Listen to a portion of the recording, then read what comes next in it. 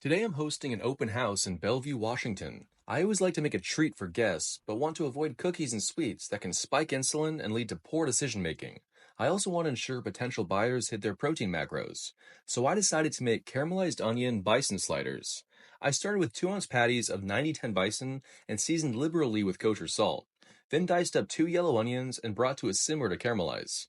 I made sure to include a vegetarian option to maximize inclusivity, and to punch up the flavor, I made a homemade ketchup infused with raspberry and curry powder. I put this away to cool down and went to check on the onions and put the buns in the broiler. Got out a bowl, added mayo, chopped pickles, Dijon mustard, some raspberry curry ketchup, and MSG, obviously, to whip up a quick special sauce. Then came time to assemble. I added the sauce to a toasted bun, followed by caramelized onions, a bison burger, one pickle with a smiley face of homemade ketchup, and a blanket of white cheddar that I melted with a torch and used a custom-made branding iron to add my contact info to the top bun.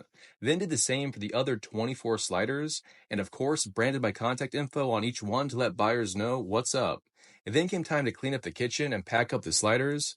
I said goodbye to Dante and headed out to the open house. I like to get here a little early to put a ton of signs out to help guests find the home. Also, if anyone arrives early, I want to be there to let them in. I brought some liquid death in case anyone gets thirsty and set them up. I also put out sliders and a sign-in sheet for guests, got out my laptop, and I was ready for buyers.